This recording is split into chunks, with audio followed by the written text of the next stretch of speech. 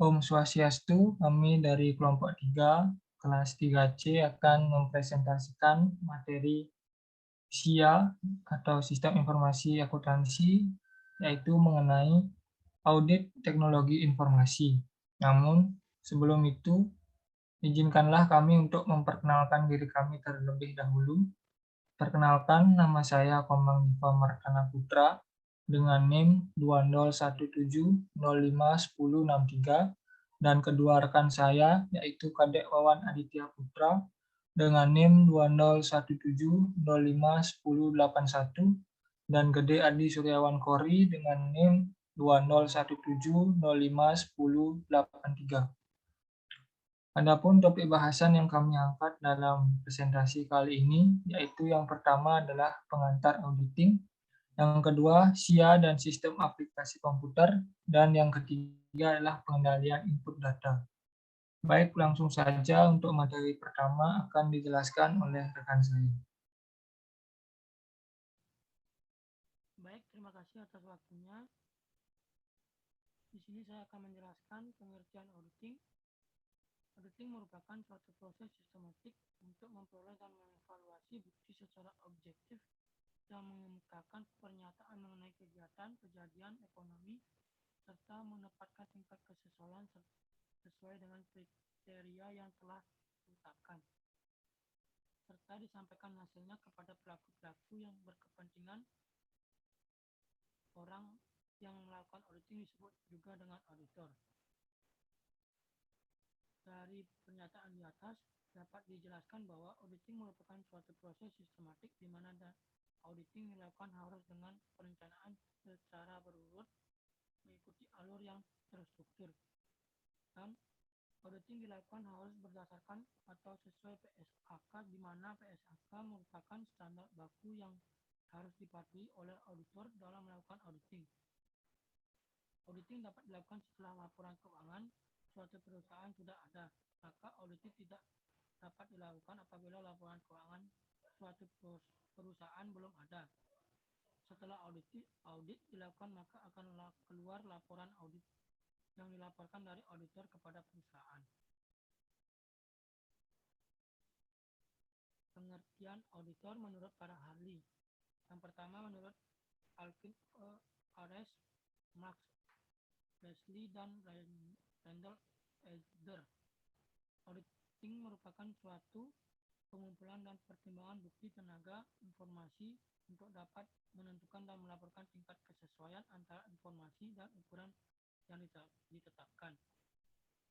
Yang kedua menurut Supriyusno August, audit merupakan suatu pemeriksaan yang dapat dilakukan secara kritis dan teratur oleh pihak yang sangat independen.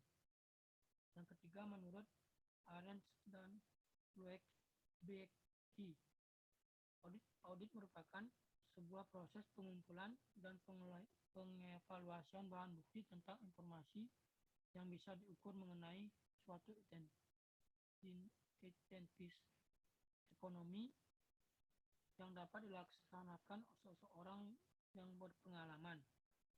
Yang keempat menurut Conrad, audit merupakan suatu proses sistematis untuk secara objektif akan mendapatkan dan mengevaluasi bukti mengenai asersi tentang berbagai kegiatan-kegiatan dan kejadian-kejadian ekonomi.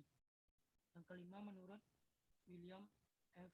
Mercer, Jr., audit merupakan sebuah proses sistematis dengan tujuan mengevaluasi bukti mengenai suatu tindakan dan peristiwa ekonomi. Yang keenam menurut pernyataan standar audit keuangan atau PSAK, audit merupakan sebuah proses sistematis yang bertujuan untuk dapat mengevaluasi bukti yang dikumpulkan pada pernyataan atau pernyataan tentang berbagai tindakan ekonomi. Yang ketujuh menurut Mulyadi, auditing merupakan suatu proses sistematis dengan memperoleh dan mengevaluasi bukti-bukti secara objektif atas suatu kegiatan ekonomi. Yang ke-8 menurut Statement of Basic Auditing Concept, audit merupakan berbagai proses sistematis guna mendapatkan dan mengevaluasi berbagai bukti-bukti secara objektif. Yang ke-9 menurut Tanwier, Audit merupakan sebuah penilaian yang sangat sistematis dan objektif yang dapat dilakukan auditor. Selanjutnya, saya akan menjelaskan tujuan auditing. Tujuan auditing diadakan auditing adalah untuk melakukan verifikasi bahwa subjek dari audit telah diselesaikan atau berjalan sesuai dengan standar regulasi praktik yang telah disetujui dan diterima. Adapun tujuan lainnya yaitu kelengkapan, ketepatan, eksistensi, pengungkapan, penilaian, klasifikasi, sisa batas.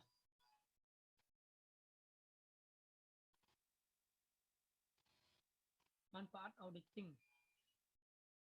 Adanya tindakan auditing sangat berguna untuk menambah integritas laporan keuangan yang bisa dipercaya untuk kepentingan pihak luar seperti pemegang saham, kreditor, pemerintah, dan lain-lain. Selain itu, audit harus mencegah fraud yang dilakukan oleh manajemen perusahaan yang diaudit. Audit memberikan manfaat yang cukup besar, yaitu yang pertama, membuka pintu bagi masuknya sumber pembiayaan dari pihak luar. Yang kedua, menyiapkan kesalahan dan penyimpanan moneter dalam catatan keuangan. Yang ketiga, memberikan dasar yang lebih meyakinkan kepada para kreditur atau para mitra perusahaan untuk mengambil keputusan pemberian kredit. Yang keempat, memberikan dasar yang lebih meyakinkan kepada perusahaan asuransi, para investor, perbankan, dan lain sebagainya. Yang kelima, memberikan dasar yang lebih baik untuk meyakinkan kepada para pelanggan.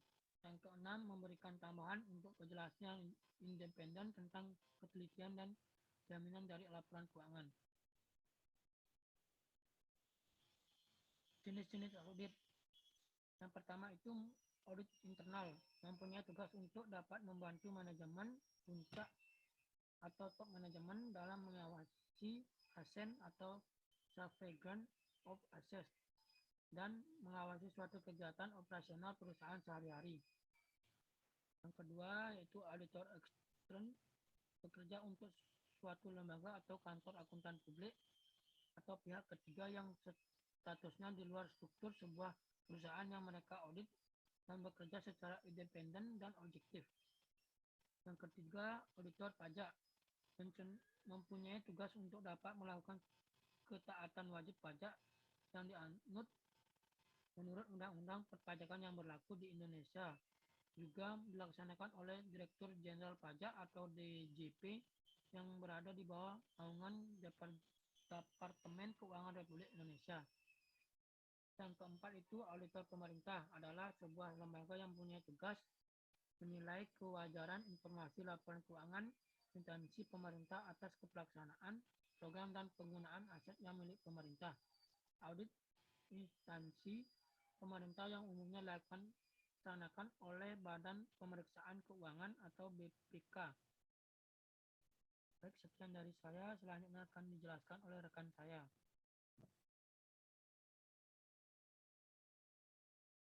Baik, terima kasih atas waktunya. Pengertian SIA atau Sistem Informasi Akuntansi. Sistem Informasi Akuntansi adalah suatu sistem yang terdiri dari berbagai formulir, catatan, dan laporan yang telah disusun dan menghasilkan suatu informasi keuangan yang dibutuhkan oleh perusahaan.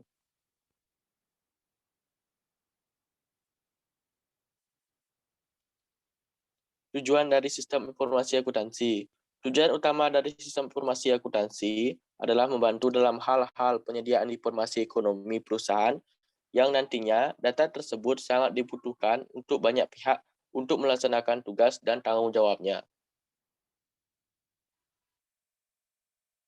Adapun tujuan lain dari Sistem Informasi Akuntansi adalah untuk mendukung fungsi stewardship management, untuk mendukung proses pengambilan keputusan manajemen, dan untuk mendukung operasional perusahaan.